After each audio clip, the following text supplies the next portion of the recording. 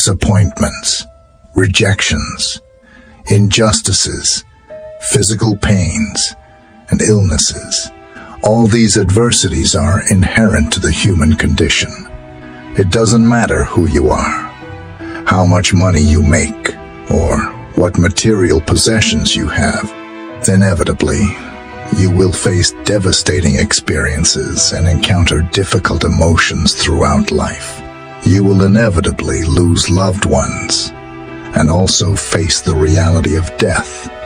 How do you maintain mental resilience in the face of all this? Although these universal truths often inspire fear and are frequently ignored, denial doesn't make them disappear. Instead, it leaves us helpless and completely vulnerable when confronted with adversity. Stoicism offers an alternative approach. It suggests proactive, anticipatory preparation for these challenging moments. By deliberately training your mind, you cultivate the inner strength necessary to endure even life's harshest difficulties.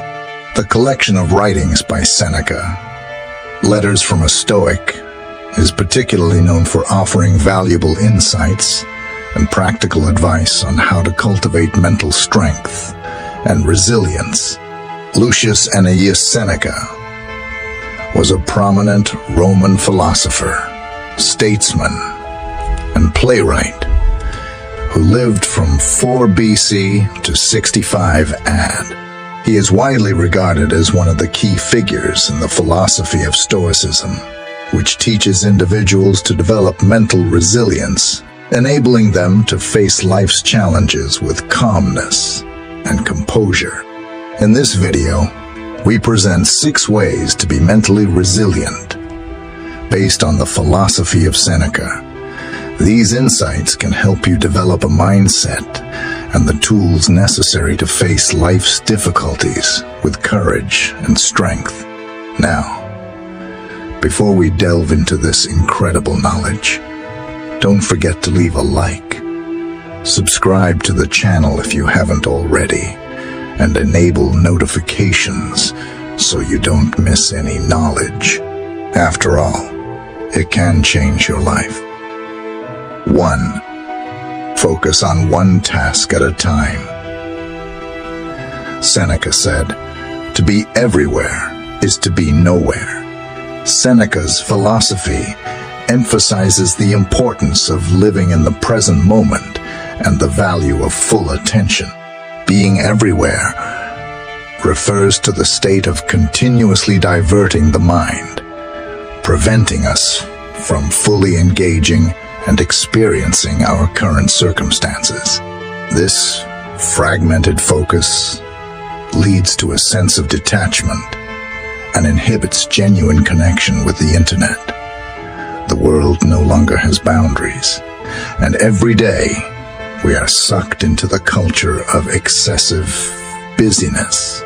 It is common for people to force their minds to juggle multiple tasks simultaneously, even though this can be perceived as a false boost in efficiency and productivity. Often, this comes at the expense of inner happiness and mental well-being. Society tends to equate engagement in multiple projects with achievement and gratification, but we must not ignore the price it exacts on our mental exhaustion and potentially complete burnout. Seneca, instead, suggests focusing on one task at a time to increase productivity and reduce interruptions. For example, when reading Seneca, he would advise us to dedicate all our attention to the text before us.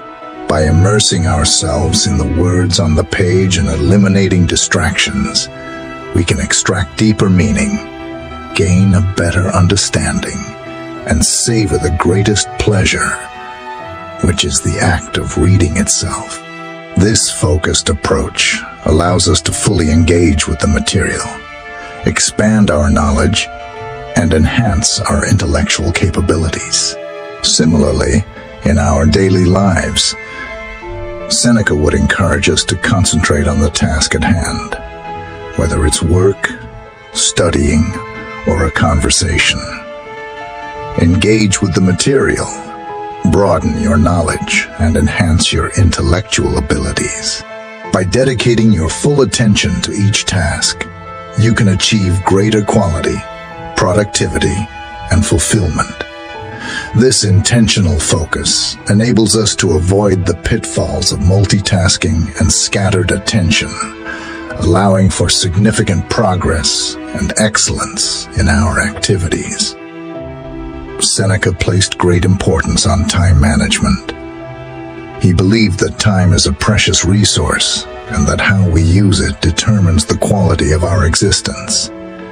Therefore, focusing on one task at a time is essential for effective time management. Seneca recognized that attempting to juggle multiple tasks simultaneously leads to inefficiency and lack of productivity. Imagine you have 1 hour to tidy up your house before heading to an appointment. And as you start your tasks, you stop to respond to some text messages, remember an important work email you urgently need to send, and have 2 phone calls to make, all while needing to feed your dog. The timer on your phone goes off, and your hour is up. You have 4 tasks started and none completed. You need to leave to avoid being late for your appointment. When we allow ourselves to be pulled in multiple directions, our ability to be fully present becomes compromised. Thus, Seneca encourages us to organize our minds and dedicate our attention to the task at hand. By doing so, you improve your mental health as you conserve energy, which in turn increases your productivity. As a result, you make better use of your time while strengthening your mind against distractions. By practicing this principle, you develop greater focus and a deeper connection with the present moment. 2. Control your impulses. In the words of Seneca, philosophy teaches us to act, not just to speak. It demands that each person lives in accordance with their own standards, that their life is not in discord with their words, and furthermore, that their inner life should have the same tone and not be in discord with all their activities. Seneca discouraged excessive indulgence in impulsive desires, as he considered them potential traps for moral weakness. He believed that submitting to uncontrolled impulses could lead to harmful behaviors, unethical actions, and the loss of self-control over all impulses. Seneca regarded anger as the most destructive and detrimental to our well-being. He believed that anger arises from our inability to control or accept certain situations or events. Seneca believed that anger was a temporary madness that affects our sanity, and acting based on anger can have a prolonged effect not only on people, but also on the environment around them. Destructive and irreversible actions, driven by anger, can sometimes lead to permanent damage. For example, imagine that you have been working tirelessly on a line of high-quality products, but your boss rejects all items for reasons you consider pure personal intrigue. This leaves you extremely angry, leading to an argument between the two of you. While you might think that your emotion of anger is entirely justified, the action taken can result in some unhappy consequences. Once you make a decision and act on it while being driven by anger, you cannot undo it afterward. Furthermore, we often carry anger or frustration from one area of our life to others, exacerbating this negative impact. Imagine coming home after such a difficult day at work, and your spouse argues with you for forgetting the wet towel on the bed without realizing it. You may vent your anger and frustration from a tough day on her. It's a common thing and can turn into an endless argument.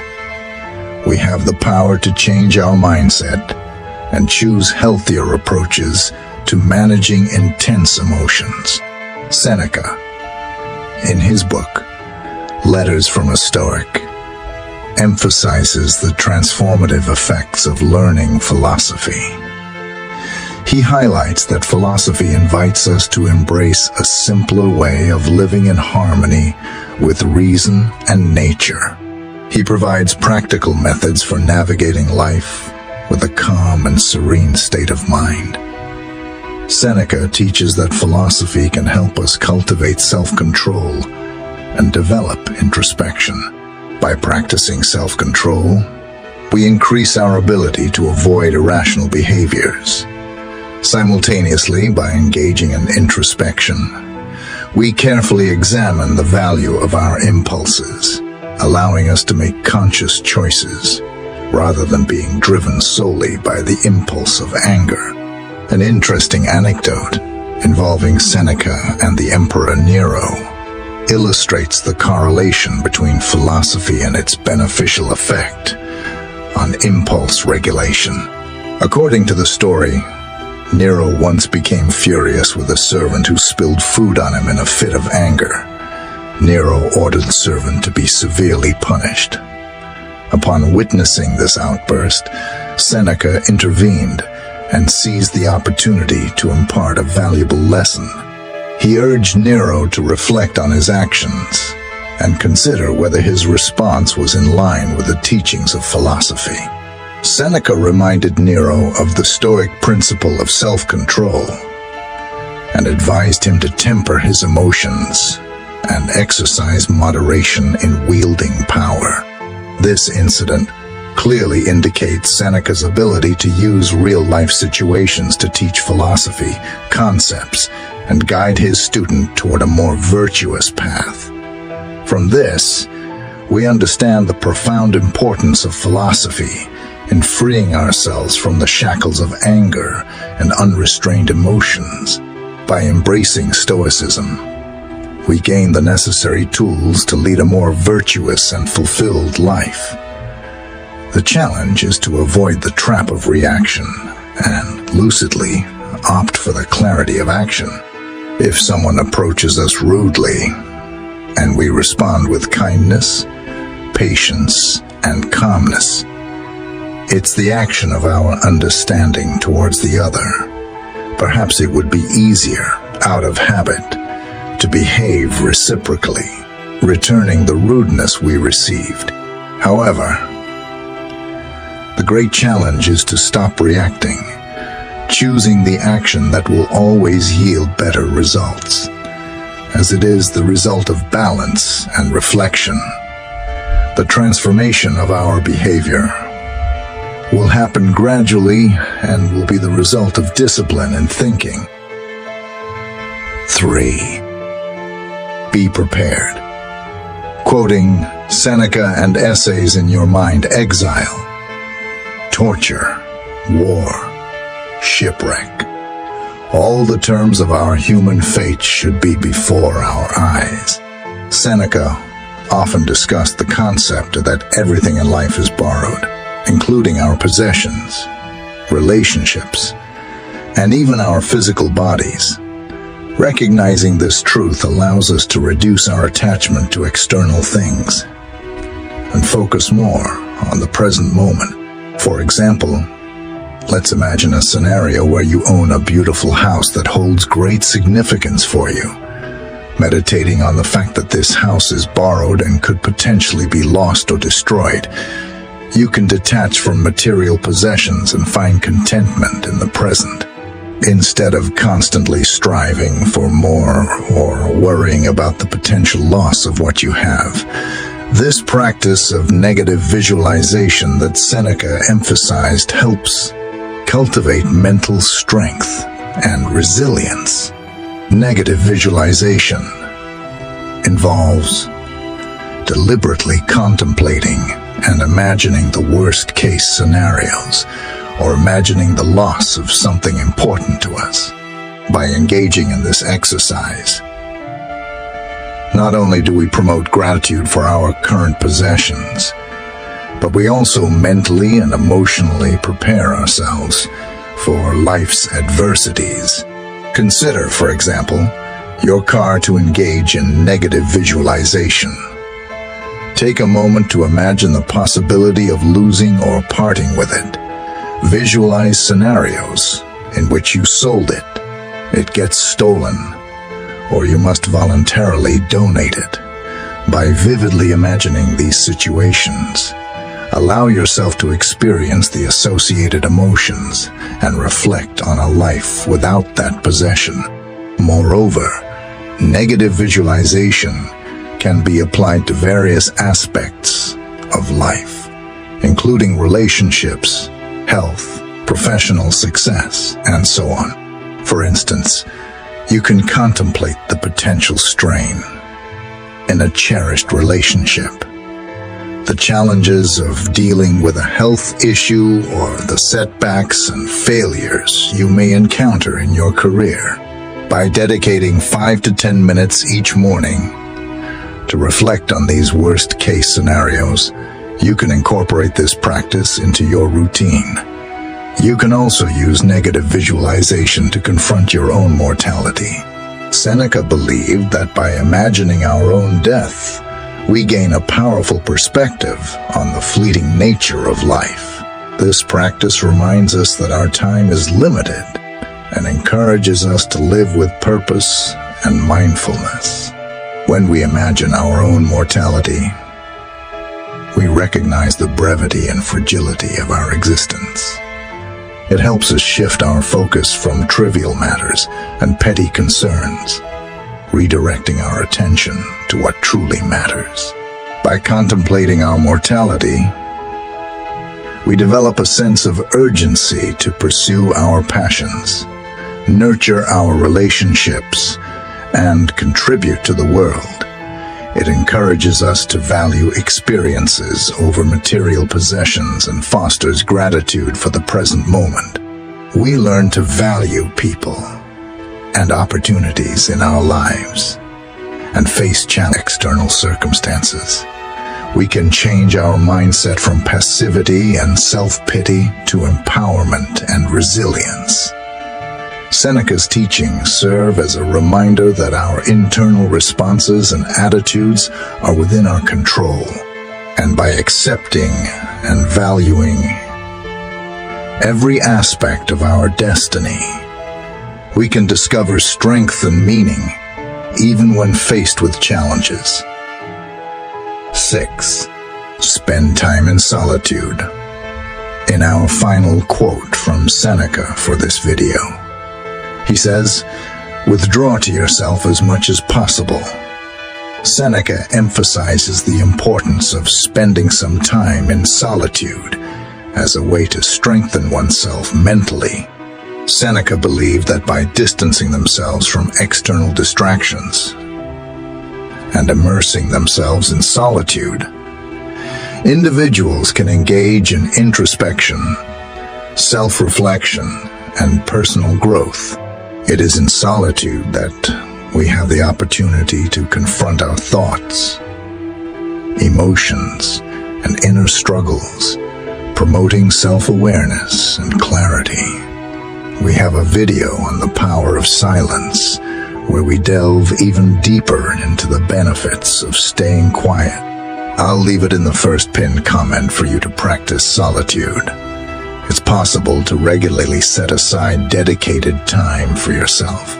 This can mean engaging in activities that promote introspection and self-reflection, such as keeping a journal, meditating, or simply taking long walks in nature.